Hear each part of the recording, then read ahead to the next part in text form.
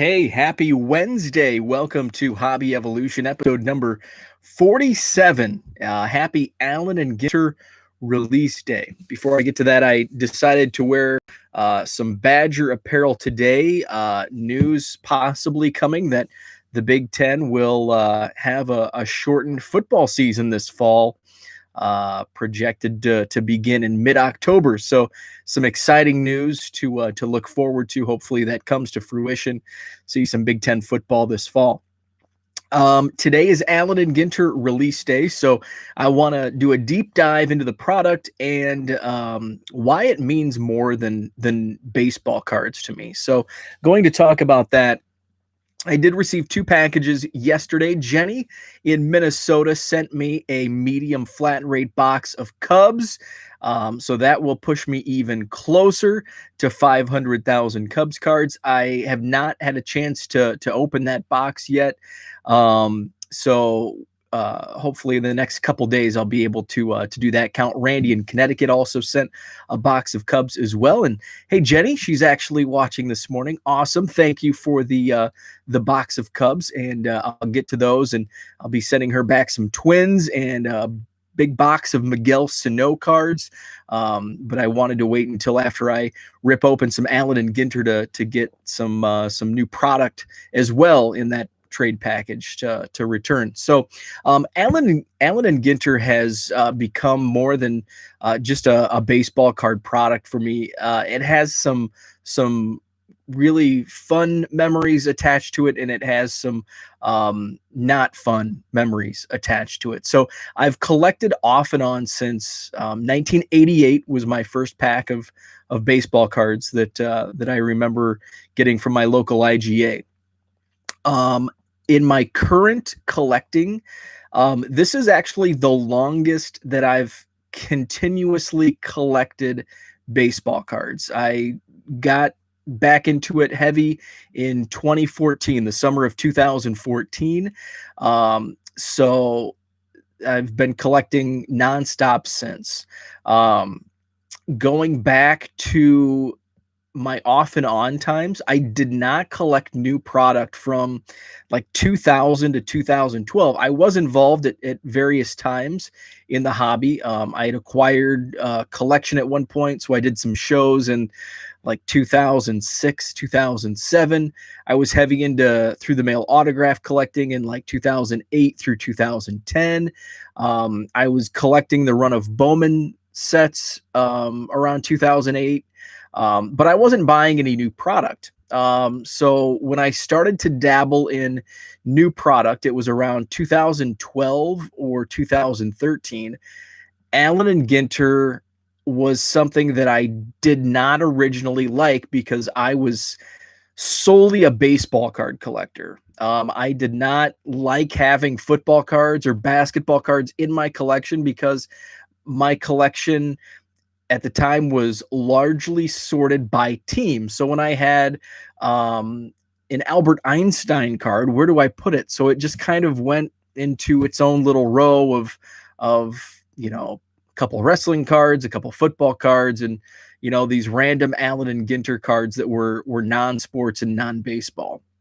So I didn't like the product at first. I opened a blaster box. I think it was on retail. Remember when retail had clearance boxes of actual good products? So I bought a blaster box on clearance, at Walmart, and all of a sudden I really liked it. There wasn't a big hit that I pulled to kind of pull me into Allen and Ginter. It was just kind of an epiphany. So I ended up buying a hobby box. And this was, I think, 2012. A friend of mine, Kyle, who is a big football fan. Actually, Jenny, he's from up in your neck of the woods. He lives outside of Rochester, Minnesota. He's a huge Vikings fan, and he was kind of dabbling in baseball cards and football cards at the time. So we would make Walmart runs, and we'd have a few beers and open some blaster boxes. One weekend we decided to go up to the Quad Cities. I say up to because I was living down in Macomb, Illinois at the time. So we made a trip to the local card shop in Moline, Illinois. And I bought a hobby box of Allen and Ginter. We went back to Kyle's house, opened it, and I pulled a rip card. And back in 2012, 2013, um, the rip cards were, a little more rare than what they are now. I think they fall a couple per case now. So I pulled a Willie Mays rip card, and I think it was numbered to 75, and that kind of did it. That really pulled me into the love for Allen and Ginter, because you never know what you can pull out of a box. And then in 2014, that's kind of when I really started diving into the hobby full steam ahead to where I'm at. What you see in 2014, I had a small, like the shelves you see behind me. I had one shelving unit that was about half that size with some 800 count boxes. So 5-6 years ago, that's 50,000 cards or so was my collection, and now this is just half of what I have. So in 2016, and this is the not so good memory, and then I'll share a fun memory of Allen and Ginter. On the release day of Allen and Ginter, and before I get to the stories, I did check this morning.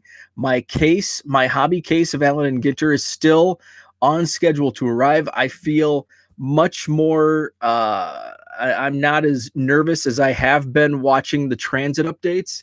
I work in transportation. That's my day job, so I know things happen, and especially here in the last 6 months, a lot of things happen in transit and at these sorting facilities. So at 3:13 a.m., the hobby case from David Adams Card World arrived here at my local depot in Middleton, Wisconsin, and it is on a delivery truck as we speak. So the UPS deliveries are usually I work from home, so I can see every time they're in my neighborhood. I can see them out my office window. So that kind of varies, but I'm expecting it sometime early afternoon around lunchtime. So my not so fun story: in 2016, my dad was diagnosed with lung cancer in January. And he lost his battle in August 26th, 2016. He wanted so bad to see the Cubs in a World Series, and he almost made it. Fell just short. So he was in the hospital for 3 days leading up to his passing. And the 26th was a Friday. So we came home we actually stayed he was in a hospital in the Quad Cities. We stayed in a hotel in the Quad Cities that Friday night. And then came home on Saturday, and it was expected. He battled it for 8 months, knew it was coming, but still, hopefully you haven't experienced a mother or father or sibling or someone very close to you passing away.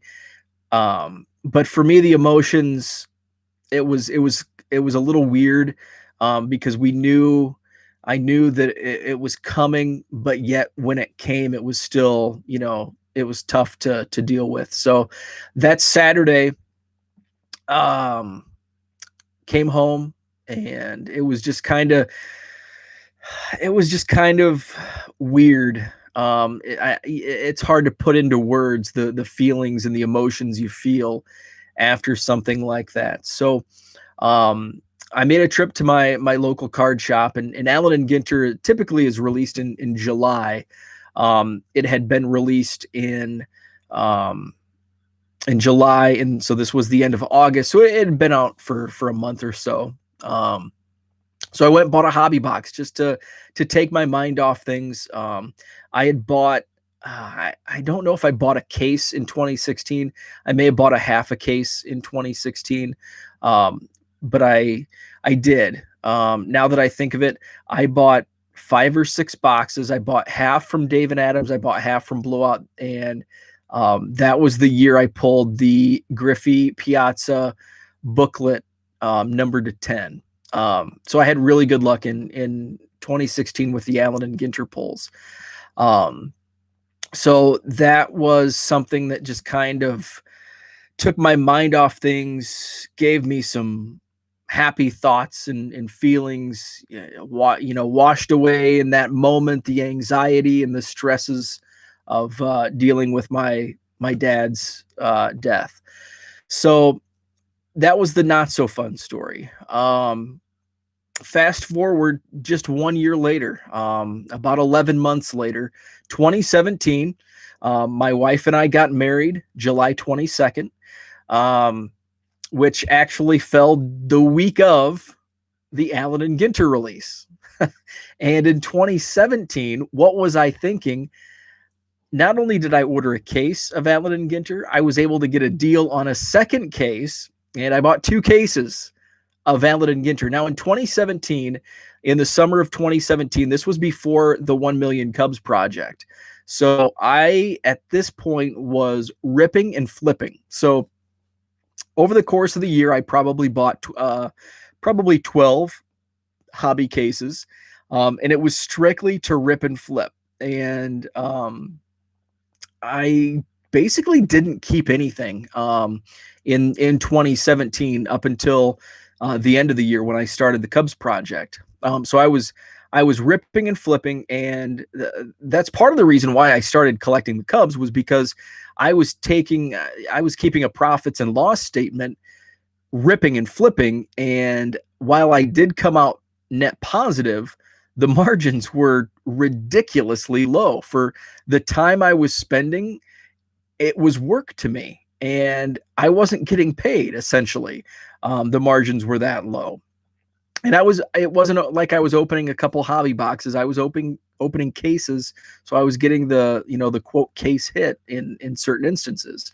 So I'd bought 2 hobby cases week of our wedding.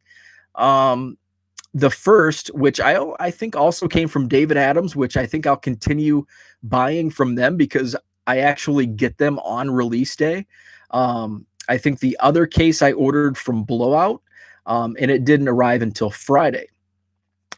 So Wednesday was release day, and it coincided with my wife's grandma's 98th birthday. And she was in town from Pittsburgh, and so her other grandparents were 98 and at that time 91. Her grandma, who was 91, is now 94. She's still with us here in Madison.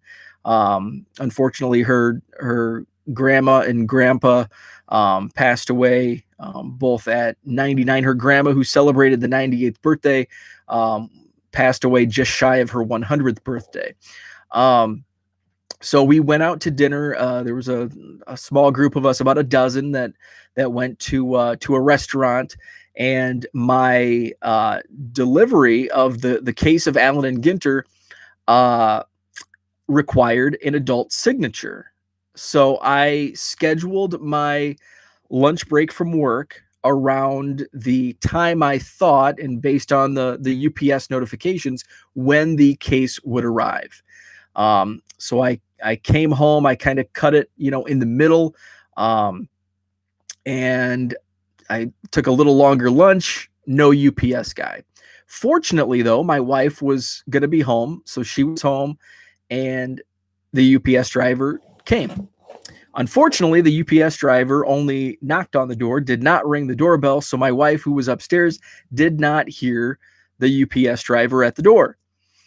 And so he had to take it back to the UPS depot. So I called and said, how can I get this? They said you can pick it up between like 7 and 9 p.m. or 7 and 8 p.m. It was a really short window. I think it was 7 and 8 p.m. So otherwise it was a redelivery like the next day, and I didn't want to chance it again. So try to make it work, but may have to put it back on the truck tomorrow. So we went to dinner, and it turns out that the way our reservations worked, I was not going to be able to make it to the UPS depot in the 1 hour window they gave me. So I was going to have to wait until Thursday for a redelivery.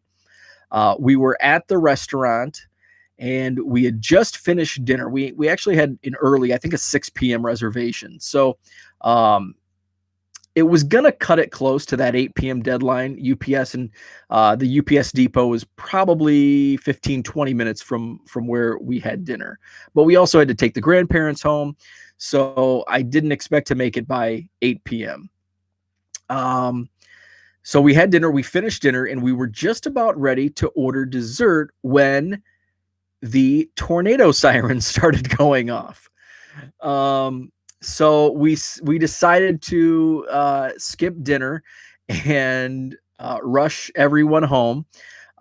So my wife and I took her grandparents, who had just relocated to Madison.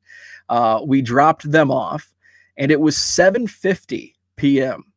And the UPS depot happens to be from where their apartment was, just about 2 miles from our location, in a tornado warning.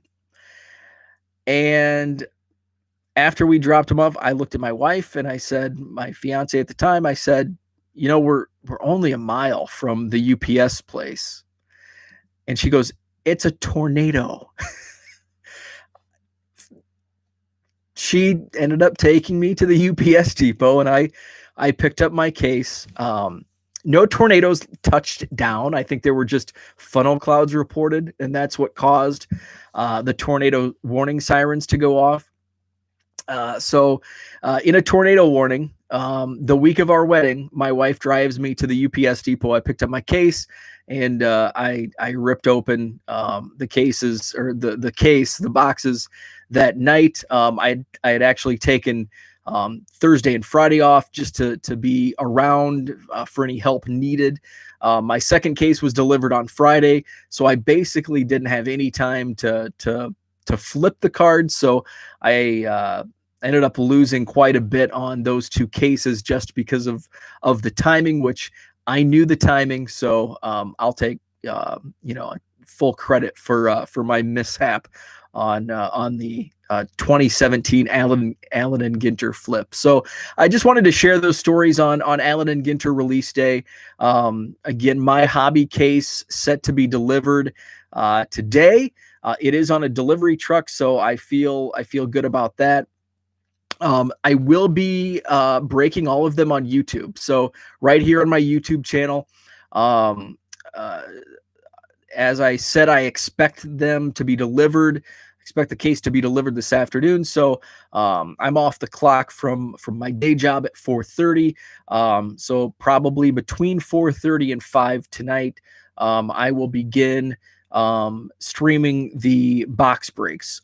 So I'll do them one box at a time. So what I plan on doing, I actually moved right behind me. You can't see it. But down low, I have a sorting table in this card room. I actually moved that out to my rec room. I posted a picture last night on Twitter. So I moved my sorting table to the rec room so I can watch, flip it between the Cubs game and AEW wrestling. So I've got the sorting table up. I'll bring my laptop and my camera out, and I'll do the hits. I think I'm going to run to the card shop today during my lunch hour to pick up some supplies. I'd like to have some fresh top loaders. I'm actually running low on top loaders, so looking for some fresh top loaders, a couple of monster boxes, and some fresh new penny sleeves as well, so I can have some new supplies for tonight's breaks. So what I'll do is I'll open the boxes, right here on my YouTube stream. I'll stream them live, and I'll probably take a break to list like hits. So all of the hits will go into my eBay store You can find that 1millioncubs.com, and then some other various cards, and maybe some hits will be part of trade packages as well. So most of the hits will all go to the eBay store, so you can check that out. And I'll be listing those after each box. So that's the plan for now. So between 4:30 and 5 today is when I'll start breaking those Allen Ginter boxes. So kind of a long show today. Thanks for watching, and I hope you enjoyed my Allen Ginter stories from years past, and hopefully can pull something nice in 2020 to have another fun story to tell in the future. Thanks for watching. Have a great Wednesday. Catch me back here about between 4:30 and 5 for some Allen Ginter breaks. Follow me on Twitter at 1millioncubs, and you can visit the website 1millioncubs.com. Have a great Wednesday.